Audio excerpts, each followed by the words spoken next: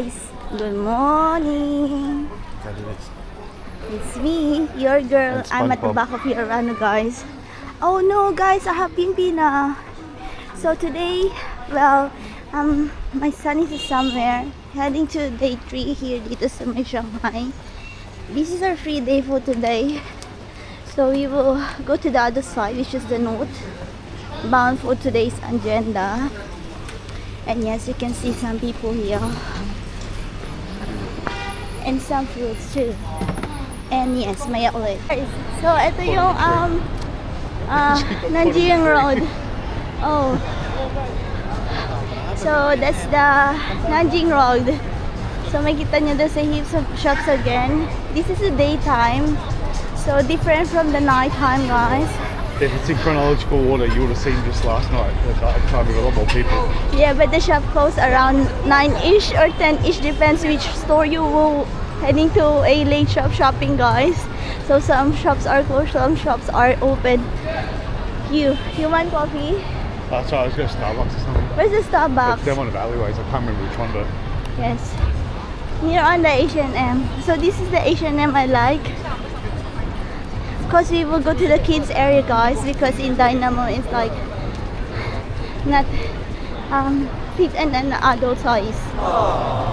I'm not sure here because this is the Asian size of H&M, and this is H&M made from Switzerland. So yeah, the aunties and uncles are out today. And some pinoys too, elevator. Oh, take a photo of aunties. So yes guys, everywhere are out on a Monday, but less people maybe because it's cold. We forgot our Jack's puppy jacket, like the tiny one. We will go to Mini Solan later because we've never been there. It's not that cold right now. But the kapitbahay there. You can distinguish all the kapitbahay. Oh, the Rusi. Okay guys, so you can see the Molly dessert. Oh, Molly dessert. They have the small panda like the one in Pub Mart. So on the right side you can see the Pub Mart. The straight is one of the Hone one. And the Huawei. Yeah. Bear with me, I'm catching my breath guys. I'm starting to hard now because come back this way. Walking. The train station's back there, so we'll go from Starbucks and walk our way down. Yeah, we have 14 seconds, 13 seconds. And run. Yeah.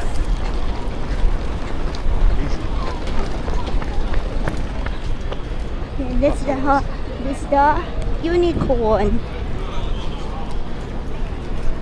H&M was just like, yeah, I don't know where Zara is. Zara is at the Sephora near M&M's Jocks. Oh, that's them out there. Okay, then Adidas here later. I will check it because in Australia, all brands from China is expensive if you're coming in Australia too. So later on, yeah.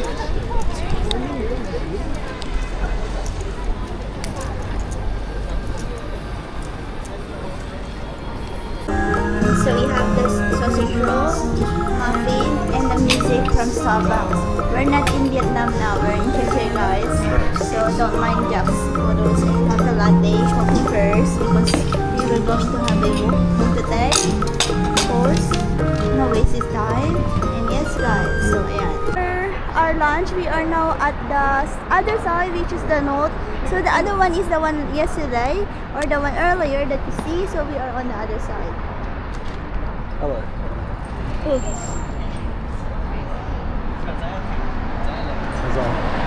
So ayun na guys. Yan, that's the what's that tower? Oriental Tower. Oriental Tower, guys. IFC. So we're heading to IFC. Located just north of the famous the Bund along the Huangpu River, the North Bund is one of Shanghai's fastest growing waterfront precincts. So that's the IFC Mall. If you're familiar, IFC is also in Hong Kong, near Central, if I'm not mistaken. So yes, Gaki go! We're on the bridge. So you will not lost here because if you see a lot of people here, guys, means that's the tower. That's the Pearl Tower. Yeah, FC. top here. So that's the tower. That's the tower, guys. Pearl Orient Tower, if I'm not mistaken. So that's very IFC. Same. Oh, and yes. So heaps of building here. This is the new area. And then if you hear yesterday, the other one is the one we have the like a yellow thing, which is the old. Oh, Sima. Take a Yes. photo of his face. Okay, so yes, so there's a mixed tourist here, the Westerner, the Caucasian, and then the mixed Shishe. Oh, that's thing, fancy boys thing. Oh, yeah. This the monster. Oh, and then the Papa Lolo and the sisters. So all the chests you can see different chests from around the room. No, around the area, the country. Combining So things. spectacular skyline views, landscape parks, modern architecture, and a quieter atmosphere than its famous neighbor, it has quickly become a favorite destination for both locals and visitors looking to experience the city from a different So perspective. yes, another mall. This is another mall, guys, but it's okay because it's a good platform. So you can see also the bridge here, the pathway. You can see the photo on Orient. So Orient, there's a 3 bowls: the big bowls, medium bowls, and tiny bowls. So different tickets Good too. description, man. I tell you, you're talking about the size of a balls. Correct, Jax. Yeah. So Balls Jack and all the shopping balls. a lot, guys. Yeah. All my shopping for disposable We plates will, and knives. we will do the mini Solan haul. Oh, why we don't wait here? Oh, kaliwa. There's a tree there. The queue. Oh, fun, huh? Oh, and the Spider-Man.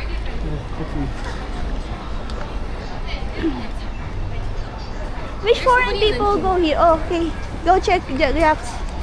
Yeah, While the So- Bund is known for its historic colonial buildings, the North Bund showcases Shanghai's future. The area has undergone extensive redevelopment in recent years, transforming former Orient. industrial and shipping facilities into a vibrant waterfront filled with public spaces, cultural attractions, luxury hotels, and premium office towers.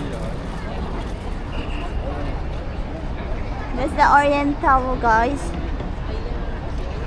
Do you remember how to do? I think you got the same camera up as me. What? Do you know how to do? One of the biggest reasons to visit is the panoramic view across the Huangpu River. From the riverside promenade, visitors can enjoy uninterrupted views of the iconic skyline in Lujiazui, including Shanghai Tower, Shanghai World Financial Center, and the distinctive Oriental Pearl Tower. The viewing angles are different from those at the Bund and often far less crowded, making the North Bund a favorite location for photographers. Ah, there's a Shanghai word there. Oh, yeah. Oh, yeah, roundabout. Yeah, there's a big circle. It's like on the car. The North Bund is also becoming an important cultural precinct with new exhibition spaces, public art installations, and event venues regularly hosting festivals and community activities throughout the year. As redevelopment continues, more attractions, hotels, and entertainment options are opening, further enhancing the area's appeal.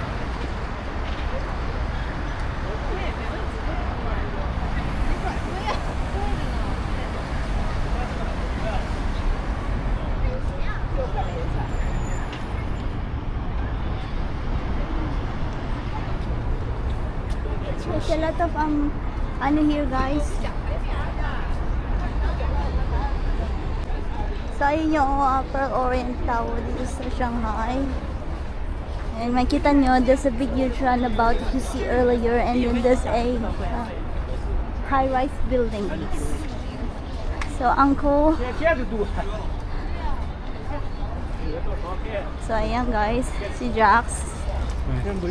And too much smoke to take a photos. They're the one who can take a photo of you. Ayan. Ayun, may kita nyo naman yung Shanghai Tower there.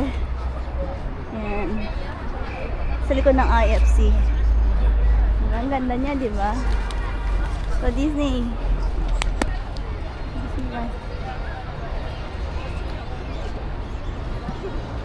high five! The North Bund is easy to reach using Shanghai's metro system. The nearest stations include International Cruise Terminal Station and Telankyo Station, both within walking distance of the waterfront. Taxis and DD rideshare services also provide convenient access from central Shanghai. Oh, wala. We should bring kasi the, guys said, the luggage of Jax.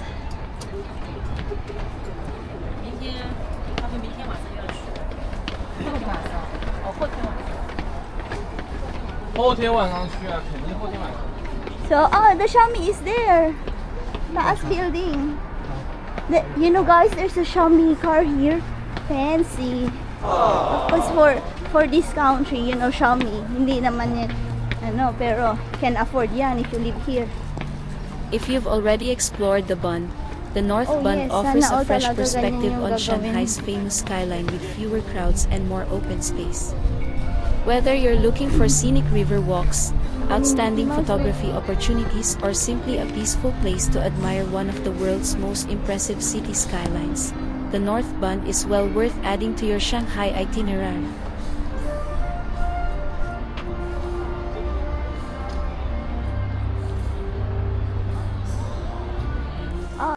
So, that's it guys. That's our North Bund dito sa Shanghai pa rin dito sa China. So, if you haven't yet checked our previous video guys, I hope you will watch it before you jump in this video. Ito po siya. So, anyway guys, nakita nyo ang other side. So, today we are heading to North Bund from our accommodation. We just have to a train station guys to other side of the Bund dito sa Shanghai, dito pa rin sa China. So, nakita niyo naman ang ating nighttime and now we are heading to another side which is the North Bund to explore the area guys. And nakita nyo, if you been in my previous video guys, North Bund is another a modern skyline view or the financial district of Shanghai dito sa China. So nakita nyo, this is one of the high-rise building dito sa North Bund. So this before they call it the new Shanghai. So the other old Shanghai is on the other side which we are located, which is the Nanjing is located guys. So nakita nyo the Bund. So yun ang old Shanghai. So this one is the new Shanghai which is the North Bund. So yes, nakita nyo ang ating, makikita nyo naman, we just have to the train and then nakita nyo we are exiting to another side na nakita nyo ang Shanghai Oriental Pearl Tower dito sa Shanghai. So this is a business district, a financial district dito sa Shanghai, dito sa China. And there's a some of the luxury shopping malls here around. So Shanghai is also a modern shopping malls around the area. You can also see the runabout na very quite impressive kasi ang ganda rin. Meron silang mga halaman sa gitna which is the runabout nga, which is the circle around. And then of course if you love to do selfies again guys, there's a lot of area there side to do the selfie at the back of your waterfront. On the other side of the North Bund, you can see also the Bund on this side, which is in, if you are located in the North Bund, you can also take photos from the North Bund, and then your background is the Bund ng Shanghai. So you can also see you can also do photos, and there's also some of the photographers around the area guys. As I said earlier, or I said in the previous videos, yung mga photographer issues have the camera and the iPad. Ayun yung mga common photographers dito sa along the side of the waterfront of the Bund and the North Bund, guys. They're everywhere. Makikita nyo siya, you will easy to distinguish them.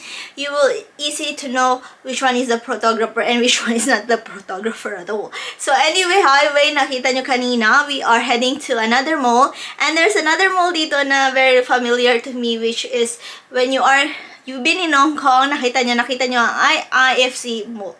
So IFC is also in Hong Kong side, which is in Admiralty, if I'm not mistaken. IFC, yes. So meron din dito sa Shanghai, guys. So very ano lang, very cute lang.